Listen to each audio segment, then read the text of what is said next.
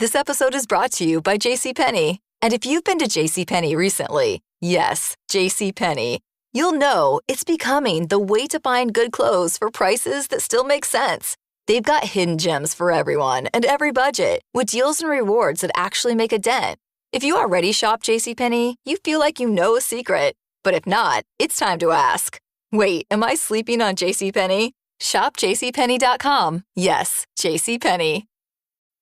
Are you ready to dairy-free your mind? This summer, melt away your dairy-free expectations with So Delicious dairy-free frozen desserts. Enjoy mind-blowing flavors like salted caramel cluster, chocolate cookies and cream, cookie dough, and more. For over 35 years, So Delicious has been cranking up the flavor with show-stopping products that are 100% dairy-free, certified vegan by Vegan Action, and are so unbelievably creamy, your taste buds will do a double take.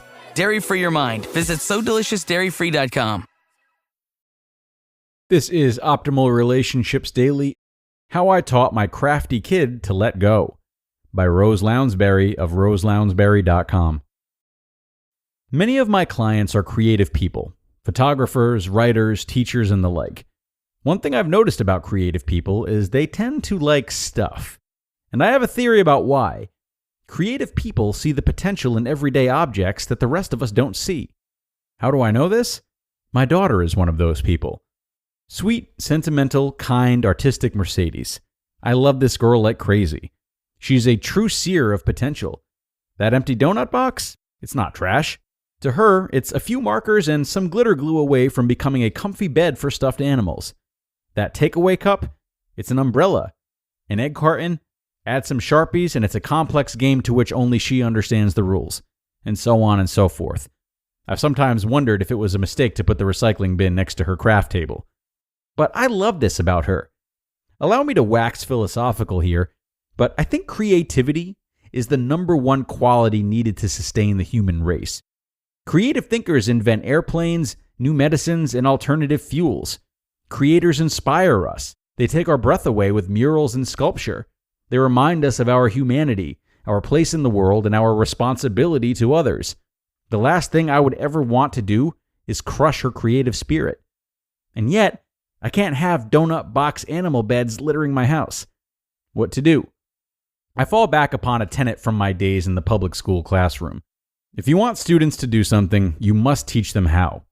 That might sound like common sense, but often we parents are guilty of not adhering to it. We expect our kids to clean their rooms without specifically telling them how. We expect them to understand that burping at the table is rude without explaining why.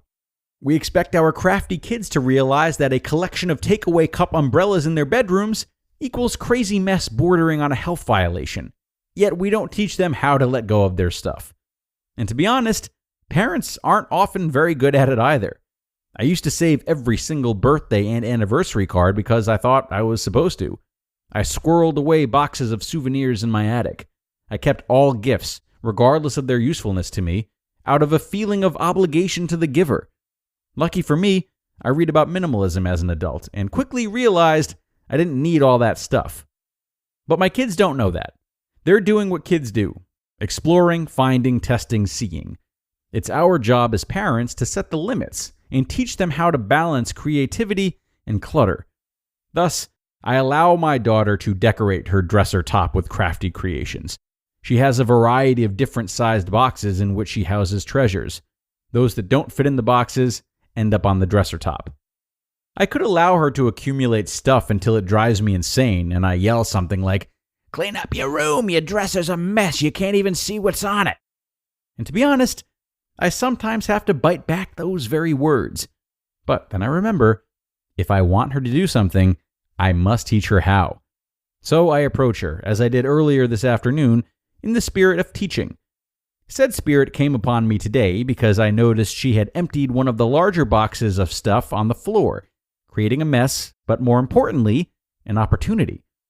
"Mercedes, you emptied one of your boxes on the floor. You need to clean it up.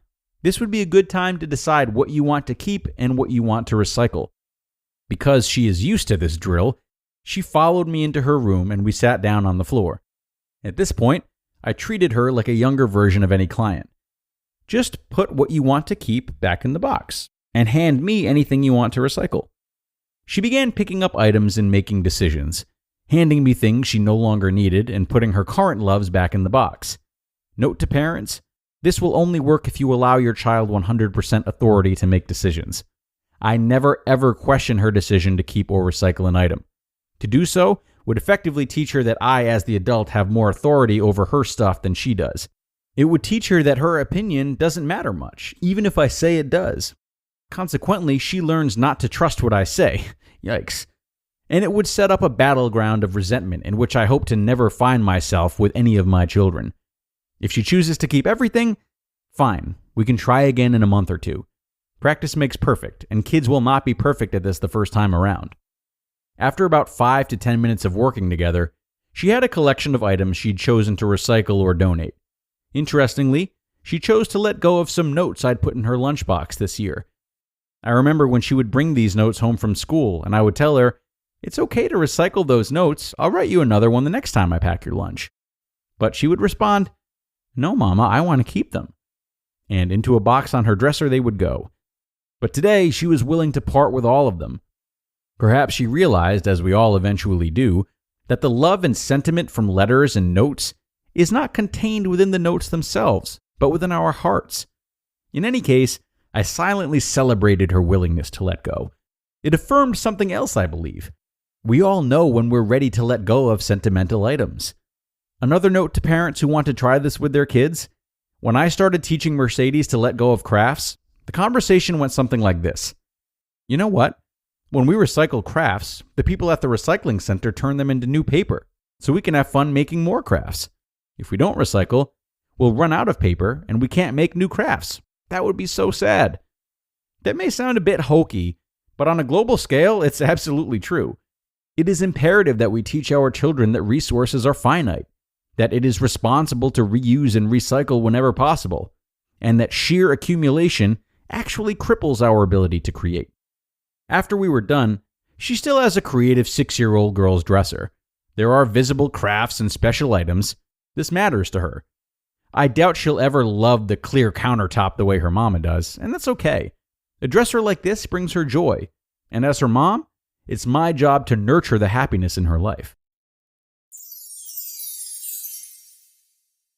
You just listened to the post titled, "How I Taught My Crafty Kid to Let Go" by Rose Lounsbury of roselounsbury.com. With the Venmo debit card, you can Venmo everything. Your favorite band's merch? You can Venmo this. Or their next show? You can Venmo that. Visit venmo.me/debit to learn more. The Venmo MasterCard is issued by the Bancorp Bank N.A. pursuant to license by MasterCard International Incorporated. Card may be used everywhere MasterCard is accepted. Venmo purchase restrictions apply. This episode is brought to you by State Farm. Knowing you could be saving money for the things you really want, like that dream house or ride, is a great feeling. That's why the State Farm Personal Price Plan can help you save when you choose to bundle home and auto. Bundling, just another way to save with the Personal Price Plan. Prices are based on rating plans that vary by state. Coverage options are selected by the customer. Availability, amount of discounts and savings, and eligibility vary by state. All right, and a big thank you to Rose for sharing this post today. Now, whether you're trying to help a child declutter or trying to help yourself declutter, there's often this hang-up when it comes to these quasi-meaningful objects, isn't there? Well, if you have something like a card or a note that you associate with the affection of a loved one, and you're not sure if it's right to get rid of it or not, just focus on the sensation that the object brings you, which is connectedness with that person. If you focus on that and remember that that's the driving force, then see it as an opportunity to reconnect with that person if you still can, and to spend your energy on spending time with them, rather than questioning whether or not to hold on to an item that represents connection, but isn't connection itself. And after doing that, you might find that you rely on the items a little bit less. Okay, folks, and with that, it's time to get going for the day. As always, I appreciate your time and your attention. Thanks so much for staying until the end. Enjoy your Friday if you're listening in real time, and I hope to see you back here with me tomorrow and Sunday, where your optimal life awaits.